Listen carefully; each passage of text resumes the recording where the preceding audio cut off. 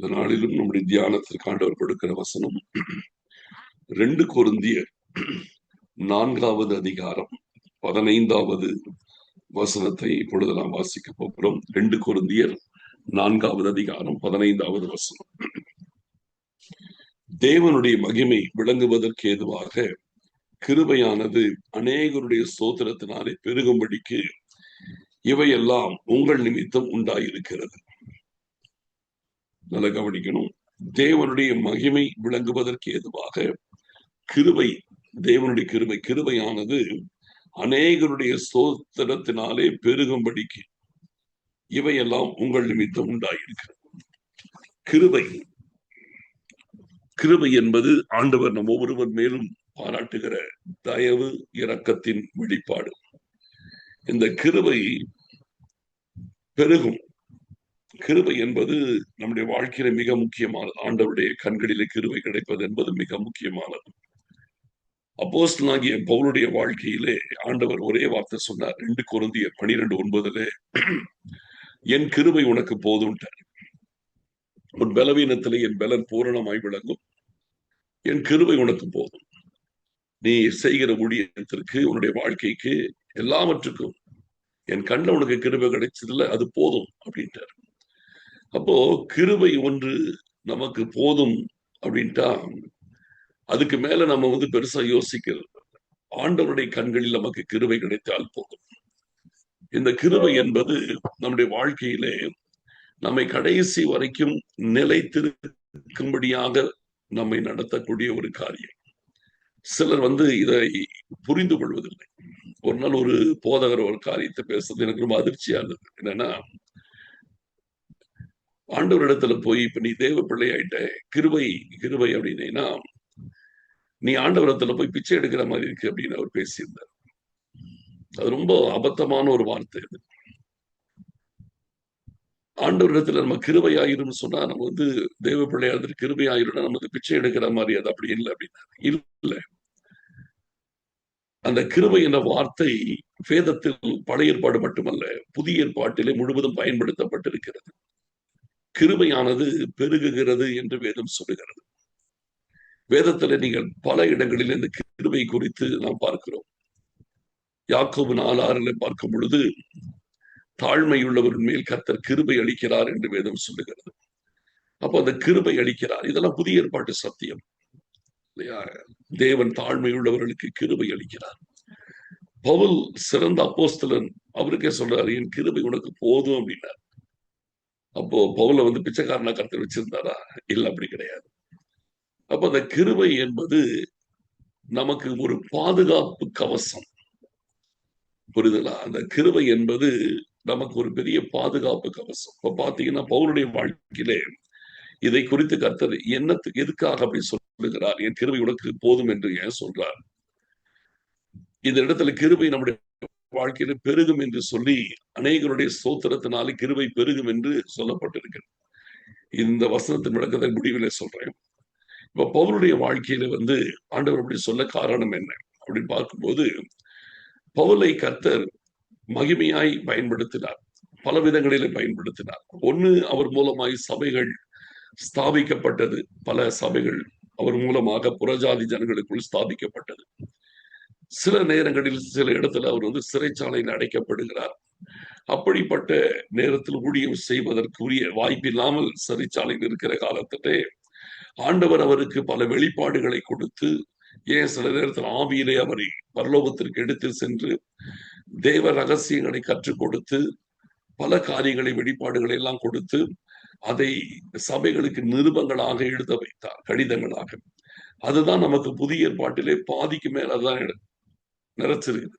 கிட்டத்தட்ட 14 நிருபங்கள் பவுல் மூலமாக எழுதப்பட்டிருக்கிறது. அப்ப இந்த நிருபங்கள் எல்லாமே ஆண்டவரிடத்திலிருந்து பெற்ற பல வெளிப்பாடுகள். இப்ப யோசிச்சு பாருங்க, 1 கொரிந்தியர் 11ஆம் அதிகாரத்தில் 23 33 வரைக்கும் நம்ம கர்த்தருடைய பந்திய நேரத்துல வாசிக்கிறோம். நியாயமா பாத்தீங்கன்னா அந்த வேத பகுதியை, அந்த காரியத்தை பேதுரு எழுதியிருக்கலாம், யோவான் எழுதியிருக்கலாம், இவங்க எழுதியிருக்கலாம். ஏன்னு கேட்டீங்கன்னா அவங்க எல்லாம் அந்த இடத்துல அந்த சம்பவம் நடக்கும்போது கூட இருந்தாங்க. நான் உங்களுக்கு ஒப்புவித்ததை கர்த்தரிடத்தில் பெற்றுக்கொண்டேன். கர்த்தராகிய ஆண்டவர் தாம் காட்டி கொடுக்கப்பட்ட அந்த ராத்திரி வேளையில் அப்பத்தை எடுத்து பிட்டு, இது உங்களுக்காக பிற்கப்படுகிற என்னுடைய சரீரமாக இருக்கிறது. அந்தபடி அவர் பாத்திரத்தை எடுத்து, இந்த பாத்திரம் என் ரத்தத்தினால் ஆகிய புதிய உடன்படிக்கையா இருக்கிறது. இதெல்லாம் நடக்கும்போது பவுல் அங்க இருந்தாரா? இல்லை. இந்த சம்பவம் நடக்கும்போது பேதுரு இருந்தாரு, யோவான் இருந்தாரு. நியாயமா அவங்க எழுதியிருக்கலாம். ஆனா கர்த்தர் அவங்கள எழுத வைக்கல. பவுலை ஆவிக்குள்ளாக்கி எடுத்து அந்த சம்பவத்தை அவருக்கு அப்படியே பிக்சரைஸ் பண்ணி காமிச்சு, என்ன நடந்துச்சுன்னு அப்படியே கண்கூடாக காமிச்சு, அதை அப்படியே நேர்ல பார்த்தது போல அந்த சம்பவத்திலிருந்து ஒரு சத்தியத்தை சபைக்கு கர்த்தர் கொடுக்கிறார். அப்ப இதெல்லாம் மிகப்பெரிய ஒரு காரியம். பேதுரு தன்னுடைய 2ஆம் நிருபத்தின் கடைசி பகுதியில் சொல்லும் பொழுது, பவுல் எழுதுகிற சில காரியங்களை அறிகிறதற்கு அரிதா இருக்குதுன்றார். அப்ப அந்த அளவுக்கு வெளிப்பாடுகளை கர்த்தர் கொடுக்கும் போது, பவுலும் மனிதன் தானே, சாதாரண மனுஷன் தானே. அப்படி இருக்கும் பொழுது அவருக்கு ஒரு பெருமை, ஒரு மேன்மை வருவதற்கான வாய்ப்பு இருக்கிறது. அந்த பெருமை அவரை ஆவிக்குரிய வாழ்க்கையை வீழ்த்தி விடாமல் இருக்கிறதற்காக ஆண்டவர் அவருக்கு ஒரு மாம்சத்தில் ஒரு முள்ளை கொடுக்கிறார். அதை எடுக்கும்படியாக பவுல் கர்த்தரிடத்தில் வேண்டிக் கொள்ளும் பொழுது அந்த ஜெபத்திற்கு கர்த்தர் பதில் கொடுக்கிறார். இப்ப நல்லா பாருங்க, ஒரு பிரச்சனையை கர்த்தர் அனுமதிக்கிறாரு, அதை போக்கும்படி ஜெபிச்சா ஜெபத்துக்கு பதிலும் கொடுக்க மாட்டேங்கிறார். பிரச்சனை வந்ததே ஒரு நெகட்டிவான ஆஸ்பெக்ட். அதுக்கு பதில் வராமல் போகிறது, அந்த ஜெபத்தை அது நீங்கபடி ஜெபிக்கும் போது அதுக்கு பதில் வராமல் போறது இன்னும் நெகட்டிவான ஆஸ்பெக்ட். அப்போ 2 எதிர்மறையான காரியங்கள் பவுலுடைய வாழ்க்கையில வருகிறது. அவ்வளவு வெற்றிகரமாய் ஊழியம் செய்தோம். 2 விஷயங்கள். பிரச்சனை ஒண்ணு வருது, 2வது அது சாத்தானுடைய தூதன்கிறாரு. அடுத்தது அதை அதை விடுதலையாகிறதுக்கு ஏறெடுக்கப்படுகிற ஜெபத்துக்கும் பதில் வர மாட்டேங்குது. அப்ப இதெல்லாம் நடக்கும்போது பவுல் நிச்சயமாகவே மனசு உடைஞ்சிருப்பார். என்ன இது ஆண்டவர் நமக்கு நம்ம மூலம் எவ்வளவு நடக்குது, ஏன் பர்சனல் லைஃப்ல ஏன் இந்த பிரச்சனை என்று சொல்லி அவர் போராட்டத்தில் இருந்திருக்கலாம். ஒரு இடத்துல சரீரத்தில் இருந்த ஒரு பலவீனமா இருக்கலாம், அல்லது மனதிலே ஆவிக்குரிய வாழ்க்கையில சில காரியங்களிலே அவருக்கு இருந்ததான சில தோல்விகளா இருக்கலாம். சில விஷயத்தை பார்க்கும் பொழுது யார் மேலே ஏதோ கசப்பு இருந்திருக்கலாம், யார் மேலே ஒரு கோபம் இருந்திருக்கலாம், வருத்தம் இருந்திருக்கலாம். அதெல்லாத்தையும் அவர் மறக்க நினைச்சாலும் மறக்க முடியாதபடி அவருக்கு மேல ஒரு கசப்பு அவருக்கு உள்ளத்துல ஓடிட்டே இருந்திருக்கலாம். இது ஒரு சாத்தானுடைய தூதன்கிறார். அப்ப இதெல்லாம் பார்க்கும்போது ஏன் நம்ம மத்தவங்கள சொல்றோம், கசப்பா வைக்காதீங்க, ஒருத்தருக்கு ஒருத்தர் சமாதானமா இருக்குன்னு சொல்றாங்க, எனக்கே இவர்கிட்ட சமாதானமா போக முடியலையே, அப்படி அவருக்கே நொந்துட்டு இருக்கலாம் சில விஷயம். இந்த மாதிரி நான் சொல்றேன், அசியூம் பண்றேன். ஒருவேளை இப்படி ஏதாவது ஒரு விஷயம் இருந்திருக்கும். அப்போ இந்த இடத்துல என்ன செய்யறாரு, கர்த்தர் அவர் தன்னை உயர்த்தாதபடிக்கு இந்த காரியங்களை அனுமதித்து, என் கிருபை உனக்கு போதும். அப்ப நீ என்ன செய்யணும், உன்னுடைய திறமையினால நீ செய்யல, உன்னுடைய பலத்தினால செய்யல, உனக்கு ஒரு பெரிய மேன்மை எது இல்லை, எல்லாமே உனது கிருபை, என்னுடைய கிருபை தான், என் கிருபையினாலதான் நீ இவ்வளவு சக்சஸ்ஃபுல்லா இருக்கிற என்று சொல்லி கர்த்தர் அவருக்கு உணர்த்தும்படியாக அந்த பாதையில நடத்தி, அது நிமித்தம் அவருடைய ஆத்மா நரகத்துக்கு போய் விடாதபடி, பெருமை அடையாதபடி கர்த்தர் பாதுகாத்துக் கொள்றார். அப்ப அந்த கிருபைங்கிறது யோசிச்சு பாருங்க, நம்ம வாழ்க்கையில் யார் ஒருவன் தேவ கிருபையை தன் இருதயத்தில் உணர்கிறானோ அவன் நிச்சயமாகவே அவனுடைய ஆத்மா பாதுகாக்கப்பட்டு அவன் பரலோகத்திற்குரியவனாய் எப்பவுமே இருப்பான். ஒருவன் தேவ கிருபையை உணராமல் தான் மிக பெரிய பரிசுத்தவான், பெரிய நீதிமான், என்ன போல யார் இருக்க முடியும், எனக்கு ஈக்குவலா யார் இருக்க முடியும் என்று ஒருத்தர் நினைச்சா அவன் விழுந்தான். அதோட அவனுடைய சாப்டர் க்ளோஸ். அப்போ ஆண்டவர் நம்ம எவ்வளவு உயரத்துக்கு போனாலும், எவ்வளவு மேன்மைக்கு போனாலும் அந்த இடத்திலே எல்லாமே கிருபை என்கிற உணர்கிற ஒரு அனுபவத்துக்குள்ளேயே வைப்பார். ஏன்னா அதுதான் நமக்கு ஒரு சேஃபான பிளேஸ். அந்த கிருபையை உணர்ந்து கொண்டிருக்கிற நிலை இருக்கிற வரைக்கும் நம்ம தப்பிச்சோம். தேவ கிருபையினாலே நான் நிலைத்திருக்கிறேன் என்கிறதை உணராமல் எல்லாம் என்னுடைய திறமை, எல்லாம் என்னுடைய ஜெபம், எல்லாம் என்னுடைய பரிசுத்தம், எல்லாம் என்னுடைய உபவாசம், எல்லாம் என்னுடைய அர்ப்பணிப்பு, இதனாலதான் கர்த்தரை பயன்படுத்துகிறார் அப்படின்னு ஒருத்தர் நினைச்சானா அந்த இடத்துல அவனுடைய வீழ்ச்சி ஆரம்பிக்கும். இப்படி விழுந்து போன நபர்கள் எத்தனையோ பேர் உண்டு. எனக்கு நிகரையா நிற்கக்கூடியவர் யார் என்று நினைத்து விழுந்து போன ஊழியர்கள் நிறைய பேர் உண்டு, விசுவாசிகள் நிறைய பேர் உண்டு. அதனாலே இந்த கிருபை என்கிறது ஆண்டவருக்கு முன்பாக அது பிச்சை எடுக்கிற விஷயம் இல்லை. கிருபை என்பது நம்முடைய வாழ்க்கையில நம்மை தற்காத்துக் கொள்வதற்கு ஆண்டவர் வச்சிருக்கிற மிகப்பெரிய ஒரு ஆயுதம். இந்த கிருபையை உணரணும். அப்போ இந்த இடத்துல இப்ப நம்ம தலைப்பு வசனத்துக்கு வருவோம். தேவனுடைய கிருபை அநேகருடைய சோத்திரத்தினாலே கிருபை பெருகுகிறது என்று சொல்லி நீங்க வசனத்தை வாசிச்சோம். அப்ப தேவ கிருபை அநேகருடைய சோத்திரத்தினாலே பெருகுகிறது. அவருடைய கிருபை நம்ம வாழ்க்கையில பெருகுகிறது. எப்படி? இப்பொழுது நீங்க ஒரு காரியத்தை செய்றீங்க, சக்சஸ்ஃபுல்லா இருக்கிறீங்க, அந்த காரியம் ஆசீர்வதிக்கப்பட்டிருக்கிறது, 4 பேருடைய பாராட்டை நீங்க பெறுறீங்க. அப்போ அந்த பாராட்டை நீங்க பெறும்போது அதை நீங்க மனசுலயே நினைச்சிட்டே இருந்தீங்கன்னா ஆட்டோமேட்டிக்கா உங்களுக்குள்ள ஒரு பெருமை எழும்பும். எத்தனை பேர் நம்மளை பாராட்டுறாங்க, எவ்வளவு திறமையா நம்ம இருக்கிறோம், எவ்வளவு ஞானமா இருக்கிறோம், எவ்வளவு சாதுரியமா இருக்கிறோம், எவ்வளவு சக்சஸ்ஃபுல்லா இருக்கிறோம். இதை நீங்க மனசுல அசைப்பட்டுட்டே இருந்தீங்கன்னா கண்டிப்பா அது உங்களை வீழ்ச்சியின் பாதையில நடத்தும். ஆனால் ஒரு காரியத்திலே நீங்கள் வெற்றி அடைகிறீர்கள், 4 பேருடைய பாராட்டை பெறுகிறீர்கள், உங்களோட நல்ல உங்களை மெச்சிக்கிறாங்க, சுத்தி இருக்கிறவங்களை மெச்சிக்கிறாங்க, உங்களை பாராட்டுறாங்க. இதெல்லாம் வரும்போது நம்ம இந்த கிருபையை தக்க வைத்துக் கொள்வதற்கு கர்த்தர் நமக்கு வச்சிருக்கிற ஒரு சின்ன சோர்ஸ் கேட்டீங்கன்னா ஸ்தோத்திரம் செய்தல். ஆண்டவரே, இன்னைக்கு இவ்வளவு தூரம் இந்த காரியம் வெற்றிகரமா இருந்ததற்கு நீங்க தான்ப்பா என்னை நடத்துனீங்க, நீங்க தான் என்னை பயன்படுத்தினீங்க, நீங்க தான் இந்த காரியத்தை சரியா என்னை செய்ய வச்சீங்க, அதுக்காக நமக்கு ஸ்தோத்திரம். இந்த விஷயத்திலே நான் ஜெயம் எடுப்பதற்கு, இந்த காரியத்துல நான் இவ்வளவு திறமையாய் செயல்படுவதற்கு நீங்க தான்ப்பா எனக்கு தயவு பாராட்டினீங்க, நீங்க தான் எனக்கு ஞானத்தை கொடுத்தீங்க, நீங்க தான் எனக்கு அறிவை கொடுத்தீங்க, அதற்காக ஸ்தோத்திரம்.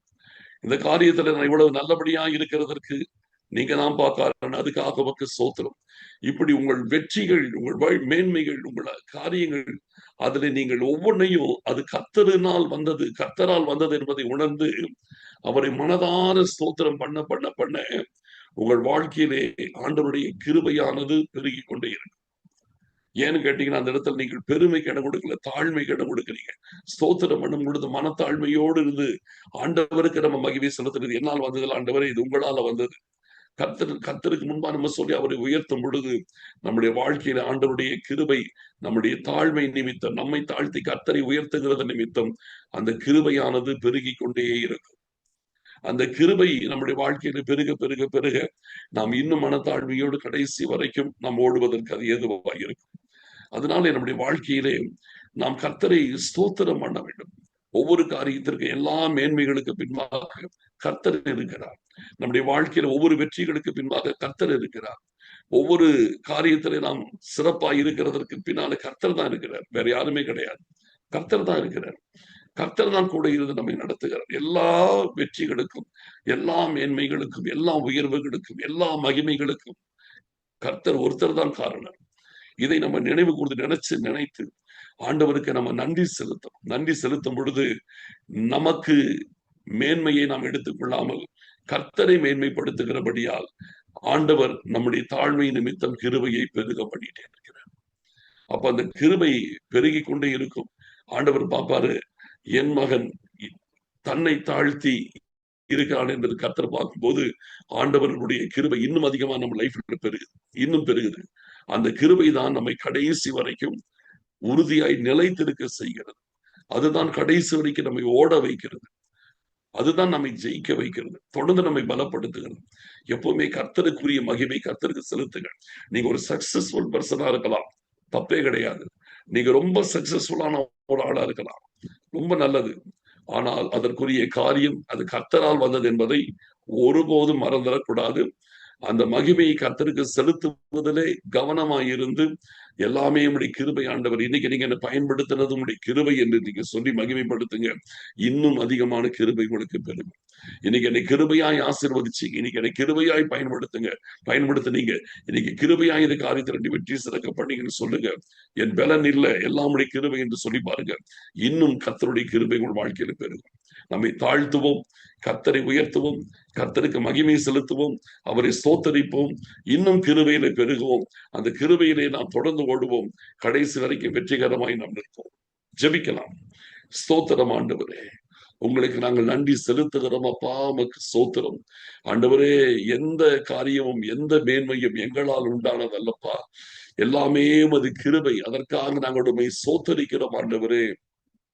எங்கள் வாழ்க்கையில் நாங்கள் அடைகிற மேன்மைகள், வெற்றிகள், எல்லா உயர்ந்த காரியங்கள், எல்லா காரியங்களையும் உமது கரத்தினாலே நாங்கள் பெறுகிறோம். எங்கள் திறமையோ ஞானமோ சாதுரியமோ எங்களை மெச்சிக் கொள்வதற்கு எதுவும் இல்லை.